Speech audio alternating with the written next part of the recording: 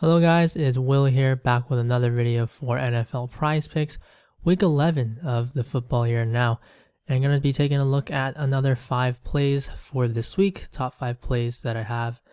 And before we do get into the video, as always, if you guys are new, do check out our DFS Army free month VIP month offer here. If you are new to PrizePicks, Underdog, we have other sites as well that you can just sign up, you use our code DFS Army. If you're new, you do get a free month of our Army subscription, which includes access to our Discord, where I do give all of the plays that I do have for NFL, NBA right now. And yeah, so if you guys are interested, do check this out. And of course, you do get that deposit match from all these sites as well. So looking at this week, the 5 plays that I have, again, the way that I do make these videos, we're going to build off of kind of maybe like a core play, use that, play that in a lot of entries with these other plays that I do have. And the top play for me right now this week, it is a fantasy score play, and we're going to go with Juwan Johnson. 7.5 fantasy score, taking the under on Juwan. So for the reasoning behind this play is that this is a 39 game total, which is one of the lower ones that we have on the slate because of just how the Saints play, and now the Rams without Cooper Kupp. Rams also, their offensive line still really beat up, one of the worst lines in all of the NFL. And now Stafford, he's going to be starting, but still without his top weapon, it's going to be very difficult to move the ball here. Also, the Saints, they are going to be playing at home where they do defend a lot better. And because of that, the Saints are actually 2.5 favorites at home. And that means it's going to be probably a run script for the Saints towards the end of the game. And that's just going to take the ball out of Dalton's hands, and they're not going to throw a lot. And then for Juwan, how basically the games go for him, he runs about 20 to 30 routes. I would expect something towards the 20 side because of the game script here. And Jarvis Landry, he is back. He returned last week, and that's just something that could take away some of the short and intermediate targets that Juwan maybe could have gotten. And because of that, LA, they are a better defensive team against tight ends than they are against running backs and wide receivers. Juwan currently on DraftKings Sportsbook is only projected for 27.5 receiving yards and 2.5 receptions. So if you do the math with that, he's going to be getting 5 to 6 fantasy points basically, and he's going to have to significantly outperform that basically on his receiving yards or receptions. And his touchdown odds are at a plus 405. So very unlikely that he gets in the end zone because it is a low total in the matchup. So if he's not going to be able to outperform these projections, he is not getting anywhere close to 7.5. So taking the under on Juwan Johnson. Now, this next play, I know you guys aren't going to really like it, but we are going right back to Paris Campbell. I think this might be the 3rd time that I'm recommending a Paris Campbell under, and the last week it did not hit because out of nowhere, the Colts started to start Matt Ryan over Sam Ehlinger, and the huge difference in that is Ehlinger does not throw the ball. The Colts do not want him throwing. They just wanted to run it, but because they had Matt Ryan back, they trust him more, and they also have a new coach, Jeff Saturday, and so they just kind of switched the game plan on us, and Campbell was able to get there. But still, this is kind of an insane game for Campbell. This is going to be a much tougher matchup against the Eagles. They are going to be underdogs, so it is a passing game script, but it was like not too long ago where we were looking at Michael Pittman, number 1 option, and then Alec Pierce really coming on, pretty much taking number 2. So Campbell, he had a really good week last week, but it's not a surprise if kind of Alec Pierce can take over Campbell. And at 11, this is just really wild to me. 36.5, the Vegas lines are at 38.5, and then receptions are at 4. So simple math there, 7.85. 7.85 fantasy score where it's at 11. And for his touchdown odds, they are at 280 plus 285. So again, just someone that is not likely to get in the end zone, but they're projected to basically, it's built in where they have actually good touchdown odds, but they don't. So that's the reasoning for Campbell's under. But yeah, it's a 19.5 total only for the Colts. They're playing at home. It's a tough Philadelphia defense.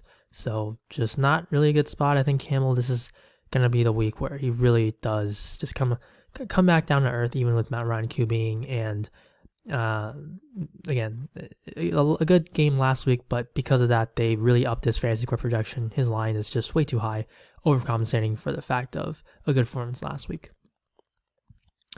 And then the next play, these are going to be basically a stack. So we're going to start off Michael Gallup.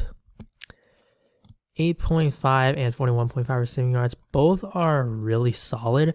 I lean towards receiving yards because it's the thing again with, well, he probably needs to exceed receiving yards unless he catches a touchdown, and receivers, their touchdown odds are just never good unless you're Stephon Diggs, Justin Jefferson, like that. So gotta take the yards, but I would be perfectly fine with the fantasy score if this line does move up. And the reasoning for Gallup is this is one of the better game environments of the slate here. And against the Vikings, it is in Minnesota, and this has a 48.5 game total, and it's only a 1.5 spread in favor of the Cowboys actually, but they're playing away. So because it is a close game, or projected to be one, it should force both of these teams to throw. They're not going to be able to just run the clock down. So I do like Gallup here. Obviously behind CeeDee Lamb, but this is a very good game script. The matchup is actually very solid. The Vikings lost Cameron Dantzler to the IR, and they had Caleb Evans, who is also out. So they're going to be starting a rookie cornerback and Andrew Booth Jr. So the Vikings, their secondary hasn't really been locked down, and now they're really just taking a hit with a lot of injuries. So it makes things a lot easier for Michael Gallup. And then all of that really does apply with Dak Prescott as well. And that's why we're taking the over for him. And similar to Gallup, there are two props that I like. You can take over 17.5 fantasy score or over 1.5 passing touchdowns.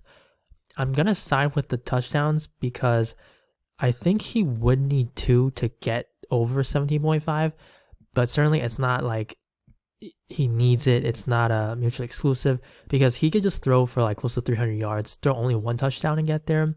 Have some good rushes or something like that. So it is possible easily for him to hit this one over this, but I think the most likely outcome is he does need 2 to get there.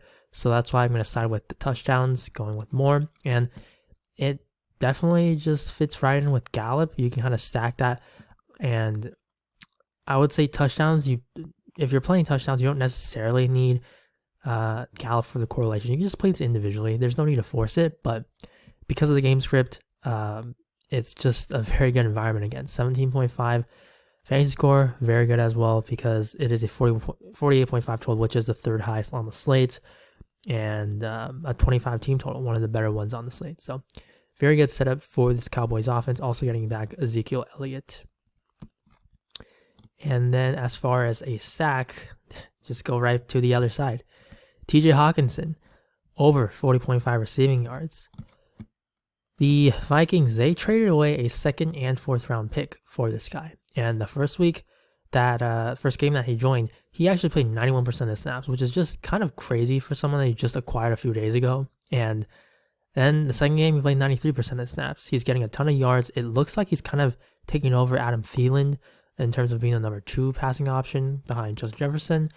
And his sportsbook line is at 43.5. So a 3-yard discount, and it's a really good one in my opinion. Dallas, their defense they do have a good pass rush, but this Vikings offense is really good. And Vikings are like 8-1, I think. So they're a very good team. This fits right in with the game stack with Prescott and Gallup.